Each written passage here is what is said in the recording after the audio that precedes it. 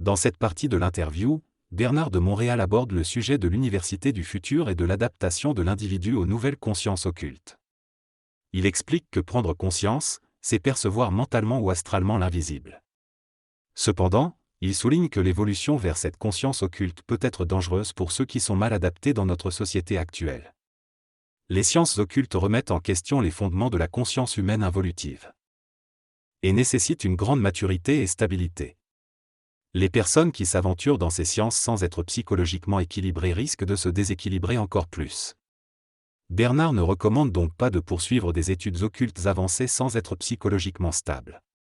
Il précise que le passage vers une conscience psychique ouverte sur l'invisible peut engendrer des phénomènes paranormaux et nécessite une grande capacité d'adaptation dans la vie quotidienne. Il met en garde contre le fait que tous les individus ne sont pas capables de faire face à ces forces psychiques qui font partie de leur évolution, et souligne la responsabilité des personnes qui ont une certaine sensibilité à prévenir et avertir les autres. Il ajoute que l'évolution individuelle est longue et que les règles du jeu sont totalement différentes, et il décourage l'idée de considérer les sciences occultes comme une panacée pour l'évolution personnelle. L'auteur soulève le problème que les personnes qui s'engagent dans l'ésotérisme peuvent facilement se laisser entraîner dans des illusions et développer un sentiment de supériorité occulte. Ces personnes doivent être conscientes de leurs propres illusions et être capables de faire la distinction entre les connaissances ésotériques et la réalité. Si elles ne sont pas émotionnellement et mentalement équilibrées, elles risquent de souffrir et de se perdre dans leur quête de connaissances occultes. L'auteur met également en garde contre le fait de recevoir des connaissances occultes par des initiés comme lui-même. Il recommande de prendre du recul vis-à-vis de ces connaissances et de les regarder de loin, car il est possible de réaliser des choses qu'on pensait avoir comprises avec le temps. Il souligne que les sciences occultes sont perverses du point de vue astral et de l'âme, et que l'homme a encore du mal à comprendre cela. Les colonnes du temple de l'involution finiront par s'effondrer, et il sera nécessaire d'être suffisamment fort pour ne pas être écrasé par le temple qui tombe. L'auteur insiste sur le fait que la conscience n'est pas une aventure, mais une découverte graduelle et lente. Il mentionne que les forces de la lumière ne traiteront pas avec l'homme dans son inconscience et que l'homme conscient sera progressivement dépouillé de son inconscience. Il met en garde contre la soif de sciences occultes, ésotériques et paranormales, et souligne que les temps à venir seront difficiles pour l'homme nouveau, car il sera confronté à une demande de conscience exigeante. Il termine en disant que la conscience est difficile car elle est totalement neuve et que l'homme doit la supporter seul, sans pouvoir se reposer sur les autres. Dans cette conversation, Bernard de Montréal explique que la conscience est le support mental de l'âme incarnée dans le corps matériel. Il souligne l'importance des universités et des connaissances dans l'involution, car l'homme doit travailler en société et survivre. Cependant, une fois qu'une personne acquiert une certaine conscience, elle peut établir des liens avec les plans invisibles et parallèles. Bernard mentionne l'exemple de sa fille, qui allie les connaissances de l'invisible à celles de l'involution, ce qui la rend sage et équilibrée. Il encourage les gens à regarder la matière avec des yeux nouveaux et à traiter le matériel de manière équilibrée, afin de permettre à leur conscience de grandir. Il précise que, selon l'évolution de chacun, il pourra éventuellement décrocher du plan matériel et travailler dans des zones imaginaires, en passant de l'invisible au matériel. Cependant, il avertit que les forces de la lumière ne traiteront jamais avec l'astral de l'homme, quel que soit son niveau de conscience occulte. Finalement, il souligne que les forces de la lumière sont les nouvelles forces de la Terre et qu'elles sont très averties. Le texte parle de l'énergie pure, qui n'a aucun lien avec l'astral ou le monde de la mort. L'homme doit travailler avec ces énergies et être conscient de leur nature. L'évolution de l'homme en tant que conscience individuelle sera longue et éprouvante. Il est conseillé d'écouter ceux qui ont une expérience du contact avec ces forces et de se protéger contre elles pour éviter des déséquilibres mentaux. L'auteur est contre l'ésotérisme car il estime que toutes les sciences ésotériques sont astralisées et que l'homme doit déastraliser lui-même ses connaissances. Depuis 1969, il y a une instruction dans le monde et une fusion de la conscience supramentale avec le plan matériel. L'initiation solaire est basée sur l'existence du mensonge cosmique et les forces de la lumière ne travailleront avec l'homme que s'il est capable de supporter leurs exigences. L'homme doit s'occuper de lui-même et évoluer selon ses capacités. On entre dans un nouvel âge, l'âge de l'homme individualisé et de la fusion. Il y aura un lien occulte entre les plans parallèles et la civilisation terrestre, et les forces d'autres mondes pourront prendre en main les affaires de l'humanité.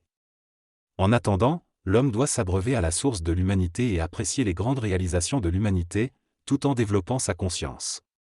Il ne devient pas un petit maître déraciné de la civilisation, mais continue de participer à la vie dans la société tout en ayant une dimension mentale psychique et éventuellement une vie occulte le soir.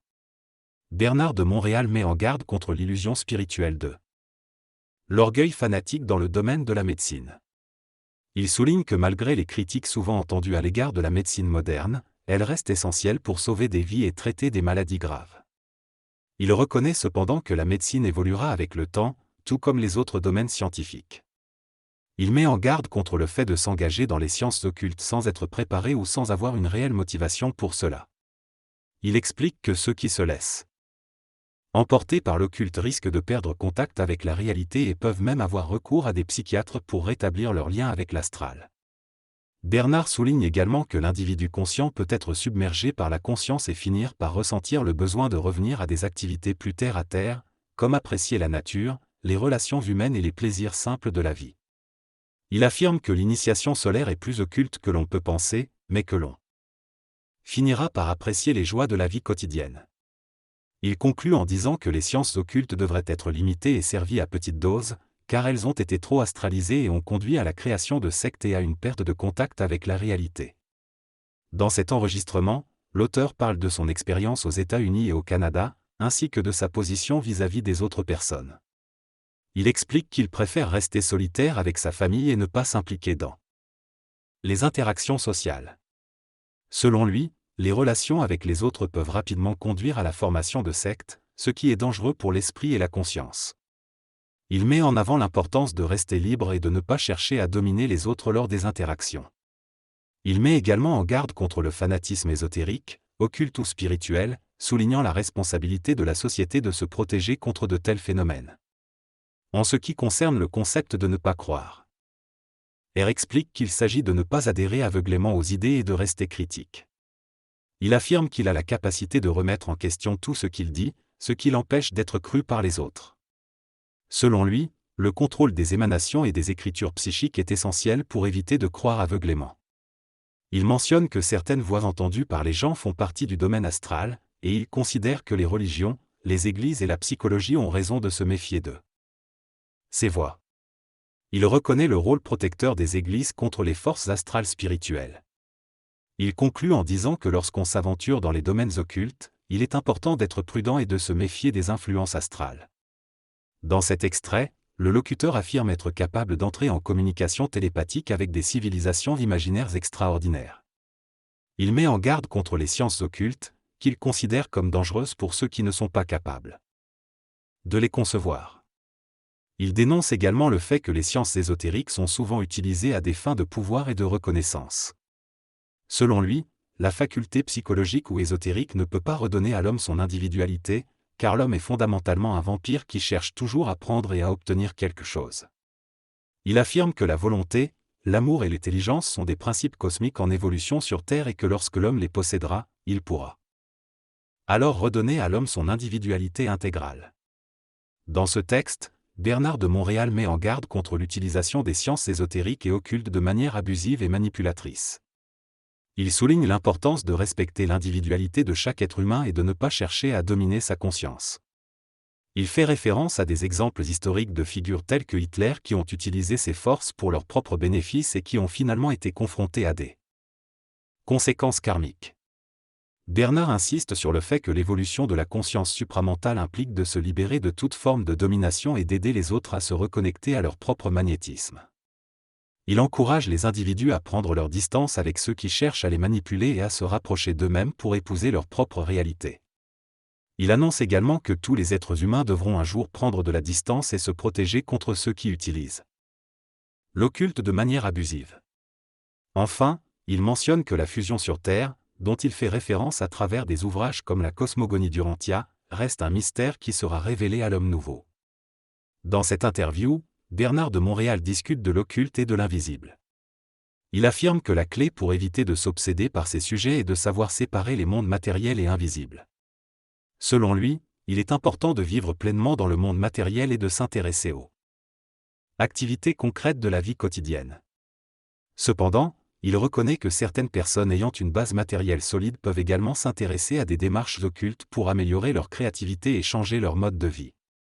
Il met en garde contre l'accélération trop rapide du développement occulte, qui peut déséquilibrer les individus et les distraire de leur rythme de vie naturel. Il souligne également que l'occulte peut être dangereux lorsque l'homme prend conscience que la pensée vient d'ailleurs et qu'il peut communiquer télépathiquement avec le plan mental. Dans cette discussion, il est question des sciences occultes et de leur impact sur la conscience humaine. Les sciences occultes de l'involution ouvrent le canal astral, mais celles de l'évolution pénètrent le canal mental, permettant à l'homme de découvrir son moi et de communiquer avec des intelligences avancées. Cependant, l'occulte astral est troublant et peut conduire à l'insanité, tandis que l'occulte mental peut causer une souffrance intense mais n'entraîne pas l'insanité. La différence entre le double et l'entité dépend de la capacité de l'individu à se protéger contre sa personnalité et ses pulsions intérieures. Selon l'orateur, les morts sont troublés par la fusion sur Terre et tentent de cacher ce mystère à l'humanité. Il est donc crucial pour l'être humain en évolution de conscience de se protéger contre les influences ésotériques et astrales. Dans cette partie de l'entretien, Bernard de Montréal affirme son intention de détruire l'ésotérisme et l'occultisme en les éclairant, en apportant de la clarté sur ces sujets. Il explique que beaucoup de gens sont naïfs et ignorants dans ce domaine, ce qui les rend vulnérables à l'influence astrale négative.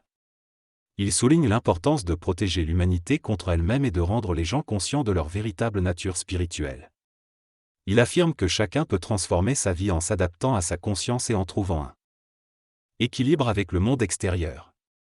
Bernard de Montréal mentionne également son travail en Haïti et l'importance de respecter les peuples simples et de faire des miracles même avec peu de ressources.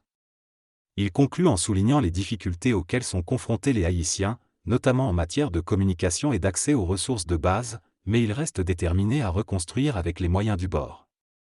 Au départ, il fallait construire des bâtiments et des maisons, sans que les gens sachent ce qu'étaient les piscines.